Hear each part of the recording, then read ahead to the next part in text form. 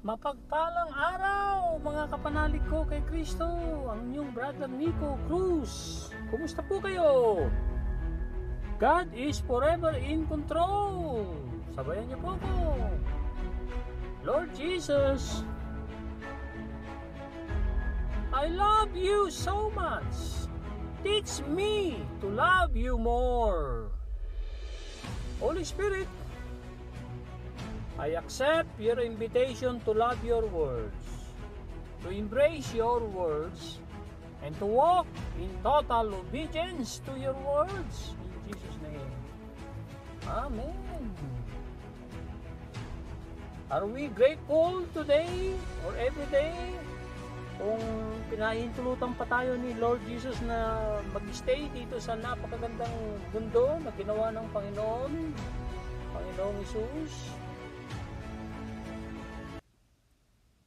Because gratitude is an attitude that hooks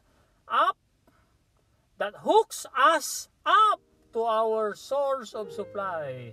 And the more grateful you are, the closer you become to your Maker, to the architect of the universe, to the spiritual core of your being. It is a phenomenal lesson. If we aren't growing, we are dying. So we should measure our progress and adjust our plans and actions to become better aligned for success. If you romance the past, sabi ni Pastor Ed Lapis, you will be sad. If you will worry of the future, you will be afraid. Opo, pag niroromansa natin ng nakalipas, pinabalik-balikan natin ng nakalipas, malulungkot lang po tayo. Totoong-totoo po yan. At pag pinag-aalala natin ang mangyayari bukas, kahit mamayang gabi, nagwa-worry tayo, ay matatakot po tayo. Kaya salamat po, Pastor Ed Lapis, sa napakaganda nyo pong quote na magandang pagnilay-nilayan, mga kapatid. Ulitin ko, if you will romance the past, you will be sad. If you will worry the future, you will be afraid. Tanong, ano po ang inyong take home sa I know everything about ikaw? Yes, about ikaw. Na tanong ni Lord or sinasabi ni Lord Jesus Christ sa atin, episode 53 sa libro ni Sarah Young, Jesus Calling, Enjoying Peace in His Presence. Huwag daw natin baliwalain, ipawalang bahala ang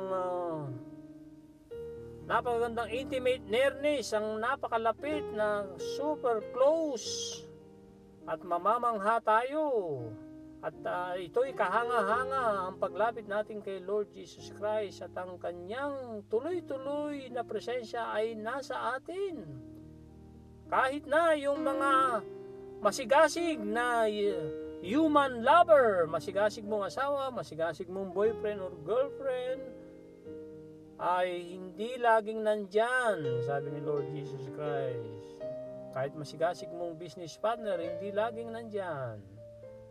Nag-expire po ang buhay ng tao. Nor can another person know the intimacies of your heart. Na kahit ang mga ibang tao ay hindi nalalaman ang super pagpapalayang puso, isip, at espiritu. Kaya nga sabi ni Lord Jesus Christ ay, I know everything about ikaw, anak. Pati nga ang mga buhok mo, alam ko ang bilang niyan sa iyong ulo. Hindi mo na kailangang magtrabaho ng ikaw ay nagsisiwalat ng about your sarili. Hindi mo kailangan sabihin, ako si Nico, Lord Jesus Christ, ako si ganito, Alam ko yan. Pero marami sa mga tao ay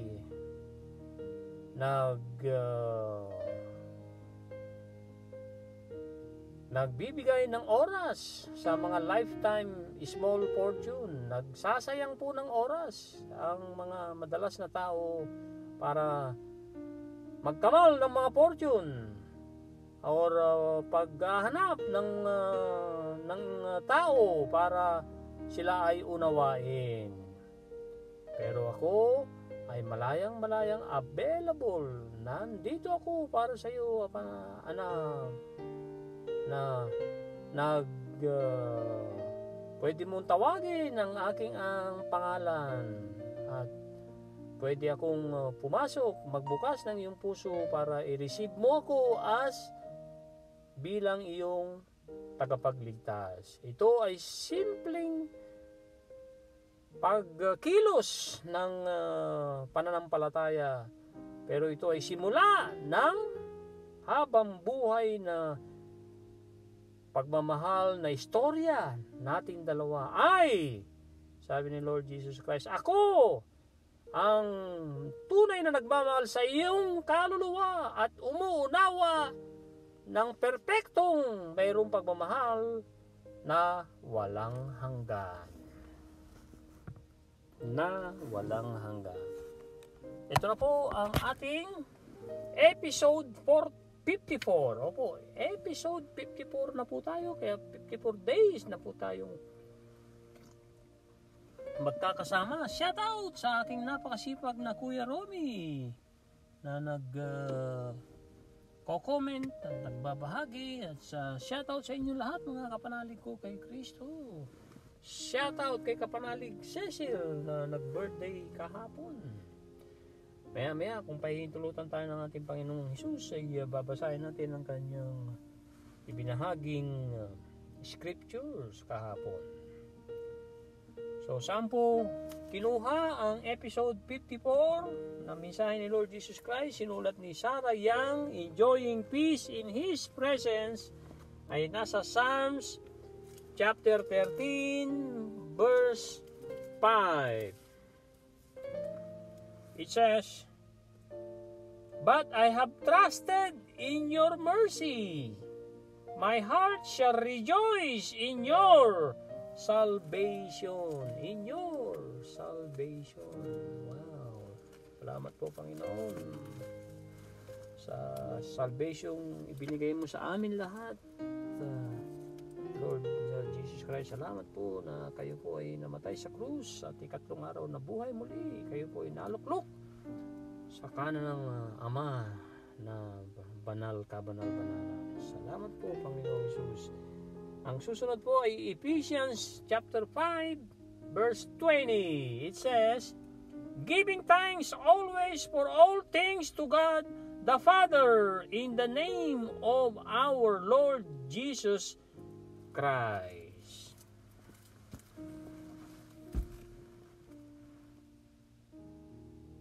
Desiderata po na mensahe, magpakatotoo sa sarili. Yes, magpakatotoo sa sarili. Desiderata ay desire of things. Isang napakagandang point na nilikha ng si Max Sherman para sa kanyang anak na babae, 1927. Kaya 97 years old na po yan. Isinalin niyan sa halos lahat ng lingwahe sa buong mundo, at si Benelda L. Santos ay napagandang version niya nasa YouTube po. Marami po tayong mapupulot na aral dyan sa Desiderata para tayo ay manatiling matuwid, na manatiling nagmamahal sa Diyos at nagmamalasakit, marahan sa sarili. Ito na po ang mensahe sa episode 54. Pagtibayin mo ang tiwala mo sa akin. Yes, pagtibayin mo ang tiwala mo sa akin. Ito na po. When many things seem to be going wrong, trust me. When your life feels increasingly out of control, thank me. In your notes, mga kapanalig, napakagandang deklarasyon. Ulitin ko po mula sa simula. When many things seem to be going wrong, trust me. When your life feels increasingly out of control, thank me. These are supernatural responses, and they can lift you above your circumstances. Mga pangyayari sa buhay mo. If you do what comes naturally in the face of difficulties, you may fall prey biktima to negativism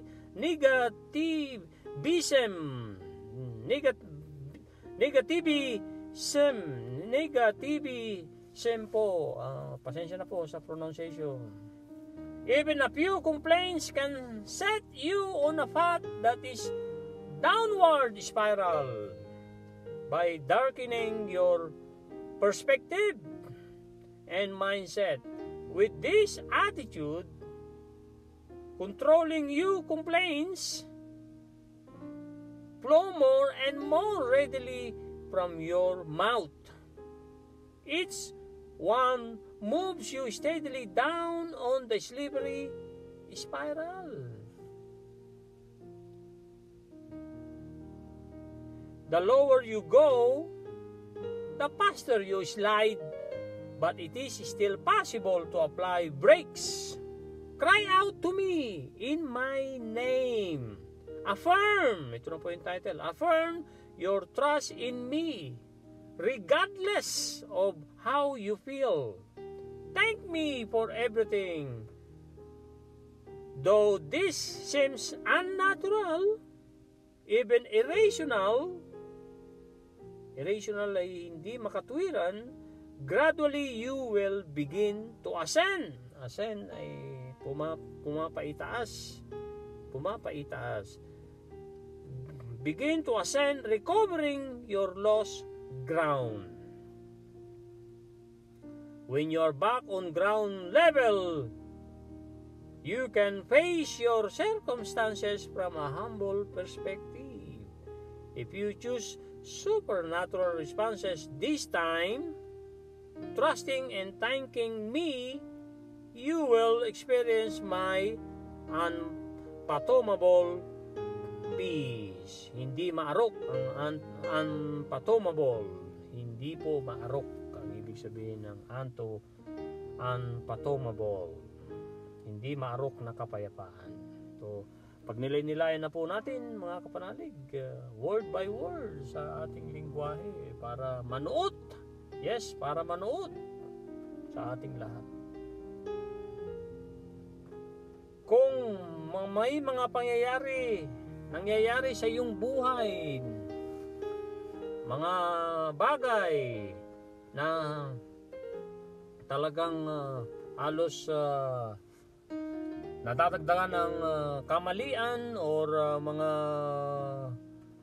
pangyayaring hindi ka nais-nais na ayaw mong nangyari, anong gagawin natin? Magtiwala sa Panginoon. Trust me, sabi ng Panginoon. Kung ang iyong buhay ay ang pakiramdam mo ay laging may kadagdagang at nawawalan na ng control, pasalamatan mo ko, anak. Thank me.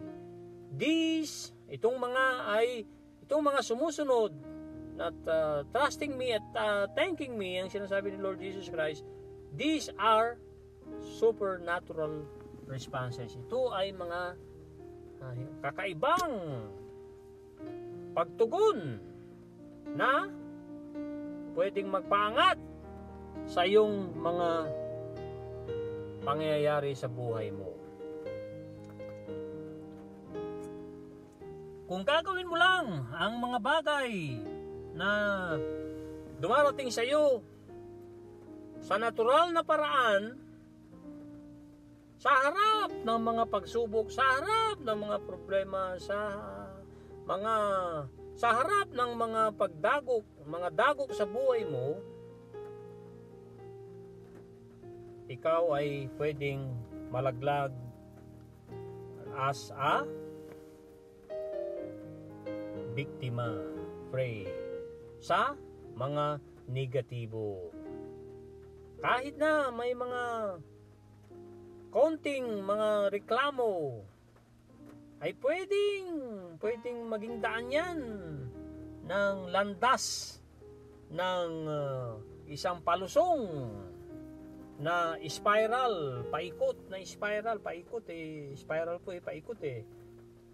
sa madilim na pananaw ng iyong pag-iisip. Kung ito ang iyong ugali na kumukontrol na sa buhay mo, tingin mo nga ang kumukontrol na sa buhay mo ay negativity, mga complaints, at ang landas na yan ay palusong. Anong gagawin natin?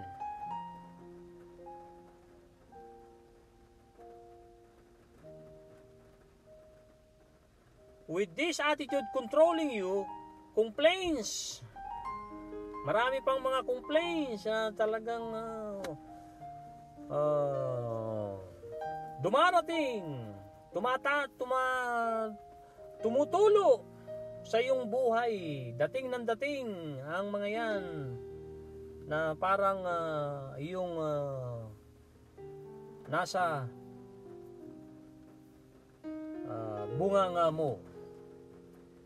Each one moves, sa bawat galaw daw natin ay nagbibigay daan para madulas pa tayo ng paikot. At sa bawat punta natin sa baba ay pwede raw tayong malaglag ng todo-todo. At mabilis na talagang pa tayo ay palusong na sa bangin. Ang ibig pong sabihin, Pastor, you slide, but it is, sabi ni Lord Jesus Christ, it is possible. Talagang posible pa na pwede kang makapag-apply, pwede mong magamit ang brakes. So, ano yung brakes na binabanggit po dito, mga kapanalig? Ay siyempre, yung power mo, yung can-do power mo, yung pananalig mo kay Lord Jesus Christ, at ang pagiging humility mo, naaminin mong ikaw ay talagang nasasadlak na sa malalim na bangin, na ikaw ay hihingi ng saklolo. Kaya nga sabi ni Lord Jesus Christ, iiyak mo sa akin yan at isigaw mo ang aking pangalan at pagtibayin mo ang tiwala mo sa akin. Anuman ang iyong pakiramdam, pasalamatan mo ko sa lahat ng mga nangyayaring hindi ka nais-nais, mga irrational, hindi makatuwiran, na unti-unti ay magpapaangat sa iyo at magpapaangat sa iyo to ascend, na magpapaitaas sa iyo, na tutulong sa iyo makarecover on your lost ground, na ikaw ay maiangat sa iyong banging kinasasadlakan.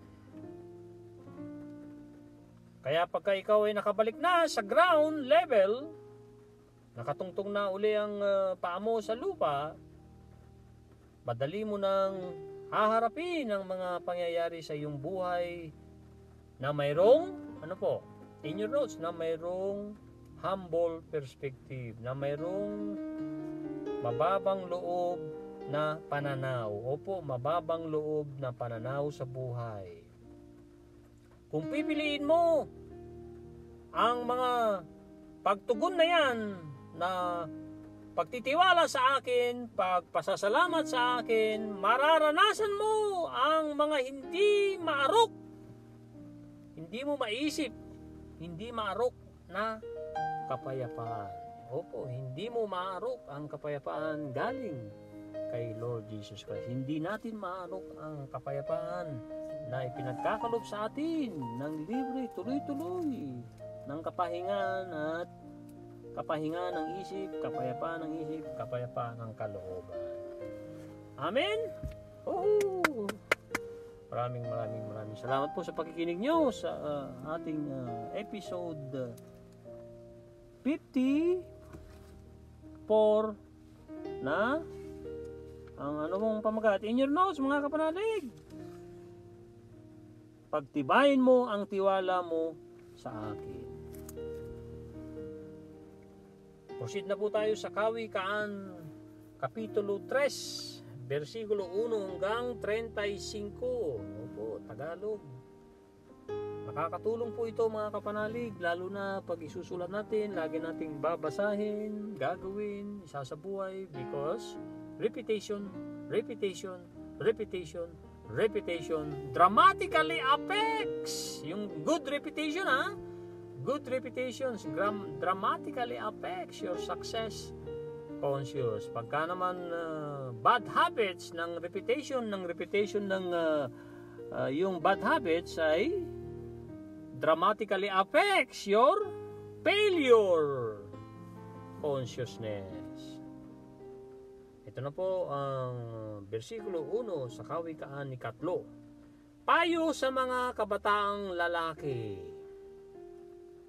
Anak ko, ang aral ko ay huwag mong lilimutin. Lahat ng aking utos sa isipan mo'y itanim, upang araw mo'y tumagal, humaba ang iyong buhay, at maging masagana sa lahat ng kailangan. Pananalig at katapatay huwag mong talikuran. Ikwentas sa iyong liig at itanim sa isipan. Sa gayon, malulugod sa iyo ang Diyos at kikilalanin ka ng mga tao. Kay Yahweh ka magtiwala buong puso at lubusan, at huwag kang mananangan sa sariling karunungan. Lagi po natin binabanggit itong Proverbs 3 verse 5 to 6. Yung 5 binasa ko na po. Ulitin ko po yung verse 5, and then in your notes verse 6 na napakaganda rin. Kay Yahweh ka magtiwala buong puso at lubusan, at huwag kang mananangan sa sariling karunungan. Yan po ay verse 5. Ito na po ang verse 6 in your notes. Sa lahat ng iyong gawain, siya nga'y alalahanin upang ika'y patnubayan sa iyong mga tatahakin. Super ganda, no? Parehong verse 5 and 6. Ito na po ang verse 7. Huwag mong ipagyabang ang iyong nalalaman. Igalang mo't sundin si Yahweh at lumayo sa kasamaan. Sa gayon, ikaw ay lalakas at magiging matatag. Mawawala ang pigati, gagaling ang iyong sugat. Parangalan mo si Yahweh sa pamamagitan ng iyong mga kayamanan, at mula sa iyong mga pinakamainam na ani, siya ay iyuring handugan. Opo. Verse 10. Sa gayon, kamalig mo ay lagi ng aapaw, sisidlan ng inumin ay hindi nga matutuyuan. Aking anak, ang saway ni Yahweh ay huwag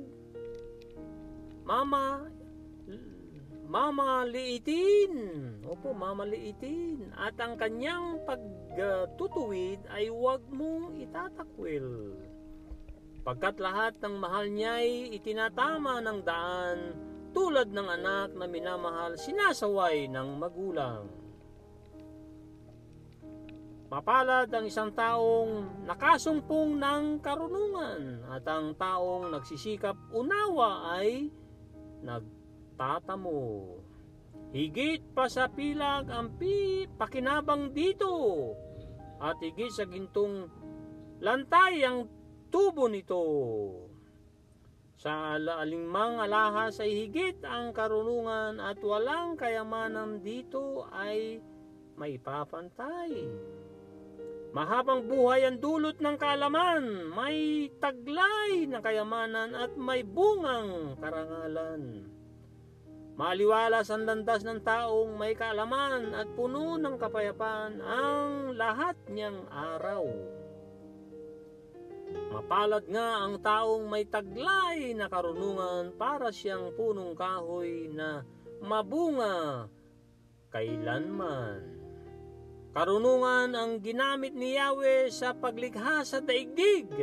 Sa pamamagitan ng talino, inayos niya ang buong langit.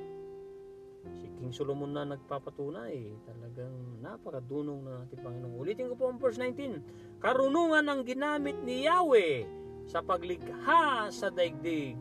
Sa pamamagitan ng talino, inayos niya ang buong langit. Dahil sa kaalaman niya'y umaagos itong tubig, pumapatak nga ang ulan mula doon sa langit. Ito po ang kasunod. Ang matiwasay na pamumuhay, nagsisimula sa verse 21. Dito pa rin sa ikatlong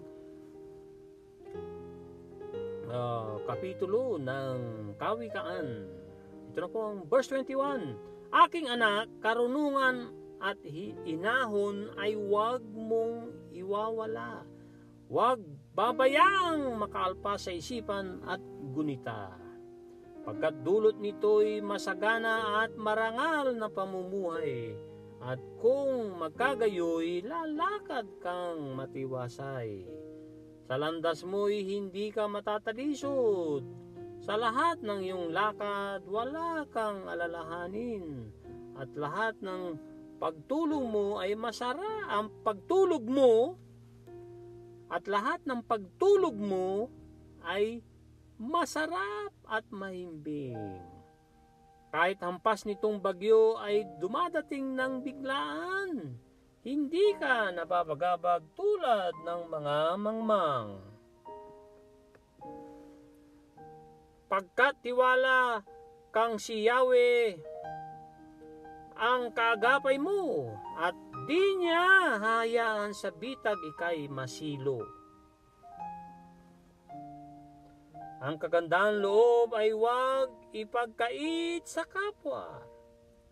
Kung ikaw ay may kakayahan na ito ay magawa. Kung mayroon kang ngayon ng kanyang kailangan, huwag nang sasabing bumalik ka't bukas ibibigay. Huwag gagawan ng masama ang iyong kaibigan na sa iyo'y umaasa at may tiwalang lubusan. Huwag makikipag-away ng walang sapat na dahilan kung hindi ka ginagawan ng anumang kasamaan. Huwag kang maiinggit sa taong marahas, nilalakad man sa masama niyang landas. Pagkat si Yahweh ay nasusuklam sa mga isipang baluktot. Ngunit nalulugod siya sa taong sa kanya ay may takot. Ang sumpa ni Yahweh ay di lalayo sa masama, ngunit ang mga banal ay kanyang pinagpapala. Ang mga palalo'y kanyang kinasusuklaman, ngunit kinaluluguran niya ang may mabababang kalooban. Last verse, verse 35, mga kapanalig ko kay Kristo sa tulong ng Banal na Espiritu. Ang taong matalino'y nagkakamit ng karangalan, ngunit puro kahiyan ang aanihin ng mangmang. Papuri sa Panginoon. Napakagandang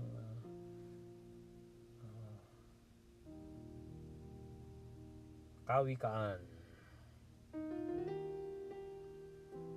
Ito na po ang binahagi ng ating kapanalig na si Cecil. Nasa 2 Korinto, ikalawang Korinto, chapter 10, verse 5. Sa halip, ang kapangyarihan ng Diyos, ang aming armas, yun ang aming ginagamit na panlaban sa mga maling pangangatwiran ng mga taong mapagtaas at ayaw maniwala sa mga turo ng Diyos. Sinisira namin ang kanilang maling pangatwiran na tulad ng matibay na pader na humahadlang sa kanila na makilala ang Diyos. Kinukumbisi namin silang sundin ang mga utos ni Kristo. Amen. Maraming salamat sa iyo, kapanalig Cecil. Happy birthday muli. More birthdays to come.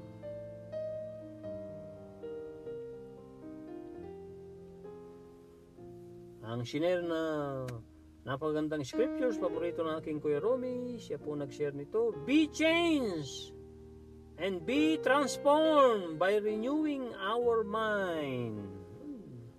Romans 12:2. Napagandang scriptures na kanyang ibinahagi sa atin.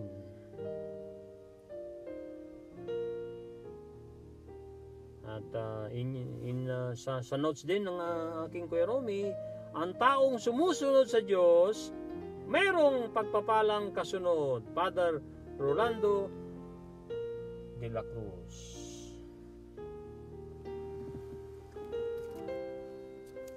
The Good Shepherd, ang napagandang lessons na ibabahagi ko ngayon sa The Maxwell Leadership Bible. Sino po yan? Ang ating The Good Shepherds. Ang babasahin ko po ay yung The Leader as a Shepherd, and then The Leader and Stress. Ito po ay lessons na sinulat ni John C. Maxwell dito po sa Psalms 23. Ito na po, ang The Leader as a Shepherd. No Psalms has gained more admirers than Psalms 23. In it, we learn not only about God's nature, but also His leadership. David described the Lord as a shepherd, no doubt saying Him this way because of His own leadership bias. David also have been a model shepherd,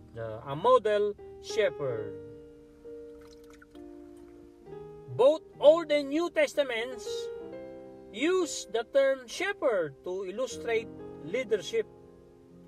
The word communicates the love, nurture, intimacy, and spiritual care a godly leader provides. It involves both the rod, which yung correction, yung hawak ng shepherd, na parang pamalo din, pamalo sa mga kakain ng kanyang tupa o matigas ang ulong tupa, at yung stop, direksyon, pangkawit. Kaya ang napagandang paliwanag ni Pastor Lapis na laging hawak ng pastol, dakilang pastol ay parang baston na may question mark, no? So yung rod ay tuwid yun, and then yung baliko ay pwede niyang pangkawit. Halimbawa mayroong matigas ang ulong tupa niya na hindi sumusunod, ay hihilahin niya, masakit. So ganun ang illustration ng pagiging pastol ng ating Panginoon. Kaya nga pag tinutuwid tayo ng Panginoon ay masakit. Halimbawa may pilay po tayo at inihilot, di po ba masakit? So ganun din po yan ang illustration ng pagiging pastol. Dito sa napagandang Psalms 23 ay nilalarawan na ang dakilang pastol na si Father God in Heaven, kahit sa New Testament si Lord Jesus, ay dapat nating tularan. Tayo rin dapat ay maging mabuting pastol. pumapastol po tayo ng ating pamilya. Kung ikaw ay tatay, nanay, ikaw ay kuya, ate, ikaw ay leader ng organization, at ikaw ang team leader ng iyong ng kumpanya, CEO, presidente, at anumang posisyong yan, na temporary lang yan, pero ang the power from God ay talagang everlasting. Ang power ng galing sa Diyos ay power to love, power to forgive, power to be humble, power to be empathetic. So ito na po yung binabanggit po ditong mga bagay na ginagawa ng shepherd.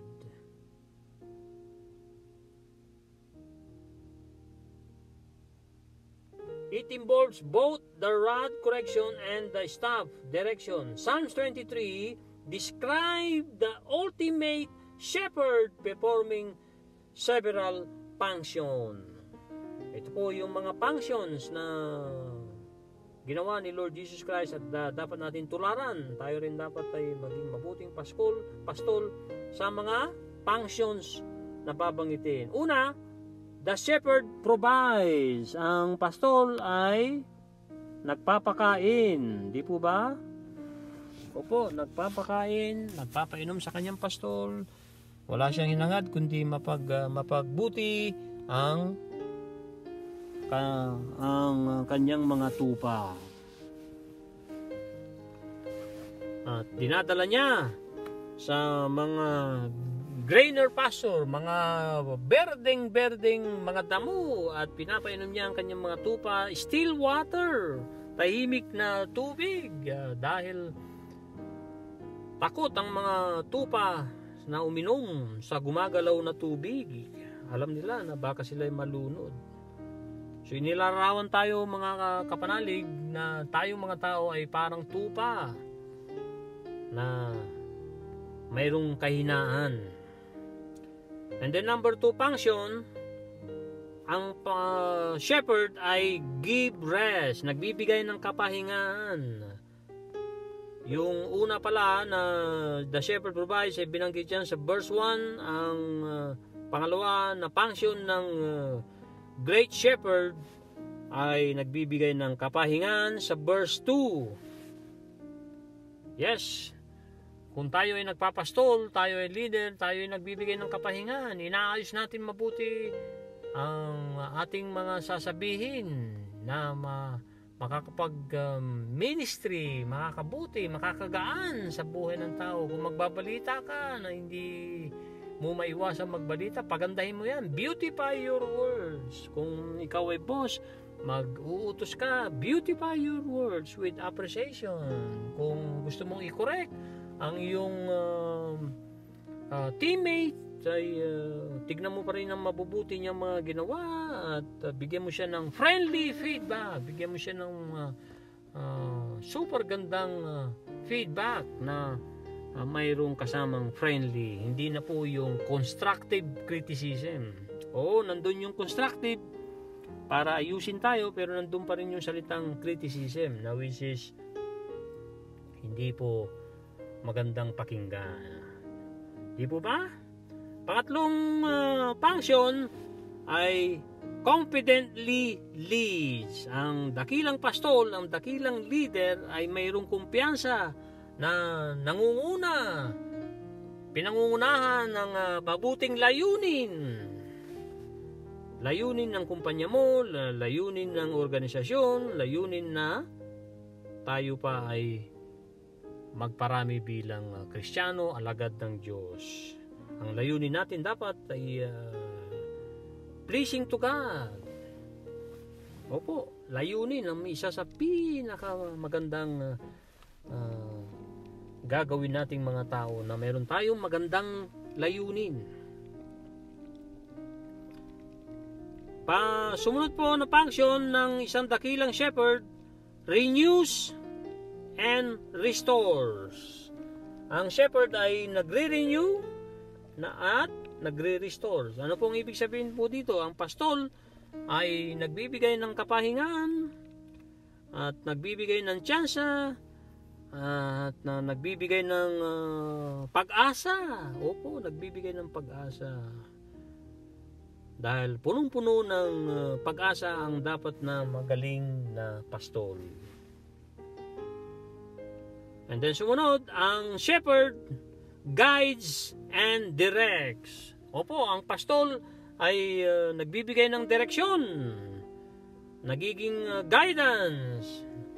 Pag may bumabalik kong teammate o ng tupa, ay itutuwid niya yan. Gagamitin niya ang kanyang rod, ang kanyang pamalo. Papaluin ka ng bahagya, saka, or kaya kakawitin ka ng kanyang pangawit, yung kanyang staff.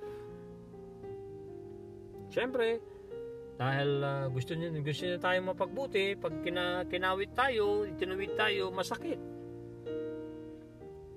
And then, ang sumunod na function ng dakilang pastol ay the shepherd protects. Pinoproteksyonan ng pastol ang kanyang mga tupa. Kahit mapahamak na ang kanyang sarili, huwag lang masaktan. Halimbawa, mayroong mga leon at may usa, anumang mga mababangis na hayop na papatay, kakain sa kanyang mga tupa, ay kanyang ipagtatanggol yan. So, ulitin ko po, ang dakilang pastol ay nagbibigay ng proteksyon. And then sumunod na function ng dakilang pastol, the shepherd corrects and comforts. Ang comforts po ay umaaliw. Kinukorek niya ang kanyang mga tupa pagka naliligaw at hindi sumusunod, ay dapat i-correct in a loving way ang mga teammates, ang mga kapwa-tao. Dahil concern ang pastol na mapagbuti ang kanyang mga tupa, na mapagbuti ng dakilang leader ang kanyang mga taong nasasakupan. And then sumunod, the shepherd feeds and anoints. Nagpapakain ng dakilang shepherd.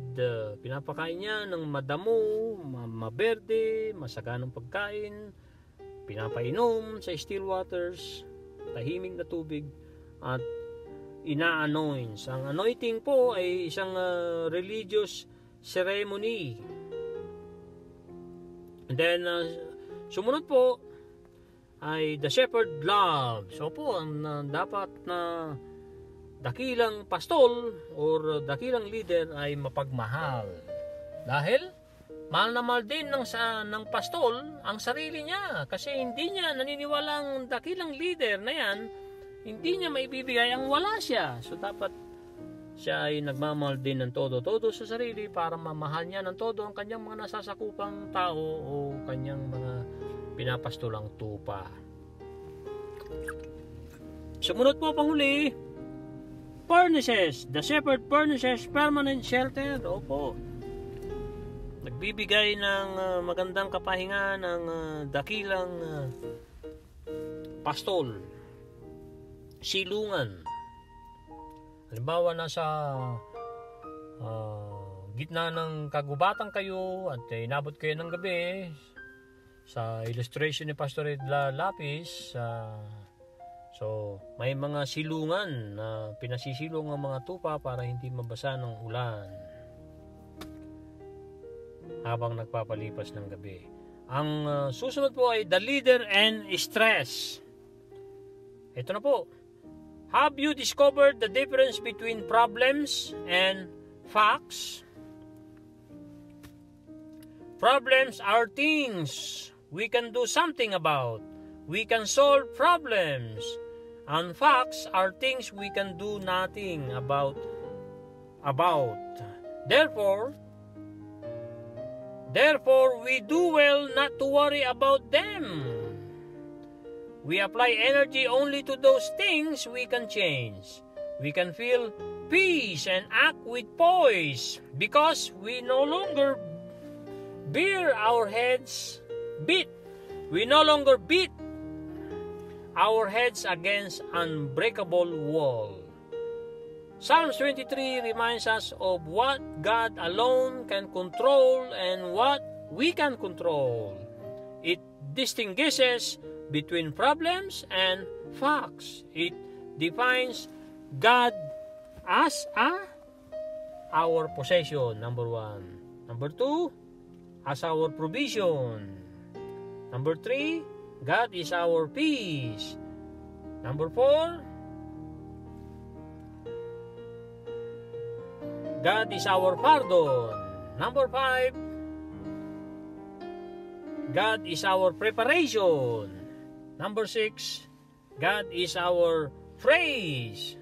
And number 7, God is our paradise.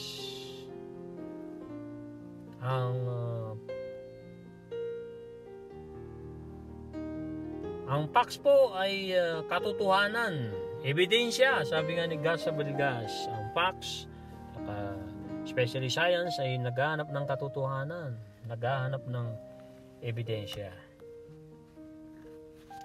So, dapat marunong tayong maihiwalay ang mga problemang kayang isolve, or actually ang problema ay sinuunan na meron pong solusyon po yan. Kung hindi po problema yan, ay wala pong solusyon yan dahil hindi yan problema. So meron tayong magagawa sa mga problema, lalo sa magandang pag-iisip, accurate thinking, clear thinking, especially pagsuko sa Panginoon. At ang facts or nandyan na katotohanan ay hindi natin mababago yan. Ang mababago lang natin ay yung kaya nating kontrolin, kaya nating isolve at ipag sa Diyos ang mga bagay na hindi na natin kayang bitbitin. So sinabi dito sa Psalm 23 na ang Panginoon ay ang ating posisyon. Possession pala, possession, na ibig sabihin ng mga ari-arian natin ay galing sa Panginoon. Ang ating iniinom, ang ating damit na sinusuot ay galing lahat sa Panginoon yan. Ang ating mga pagkain na kinakain 3 beses isang araw o minsan 4 na beses. Ang ating Panginoon ay siya ang ating provision. Yes, dahil talagang sandamakmak, hindi mapuputol ang supernatural provisions ni Father God. Dahil supernatural na Panginoon siya. At ang ating Panginoon ay ating kapayapaan. Ang Panginoon ang ating pardon na nagpapatawad. Ang Panginoon ang ating partner. Biro mo yan. Ang ating Panginoon ay ang ating partner. Mayroon akong librong nabasa dyan. Nalimutan ko lang yung title at author na ang kanyang partner daw ay si Father God in Heaven. So, kaya siya nagtagumpay ng todo-todo. At ang Panginoon pa natin ang siyang ating preparation. Piniprepara niya tayo para makarating sa langit. Kaya nga magpakatuwid tayo dito sa mundo. Maging mabuti tayo sa isip at mabait sa gawa. Huwag magsawang tumulong. At huwag magsawang sambahin at purihin ang Panginoon, ibigay ang gloria, nag-iisang gloria sa Panginoon. At ang ating Panginoon ay siya rin ang ating praise, na tayo ay nagpe-praise and worship sa Panginoon.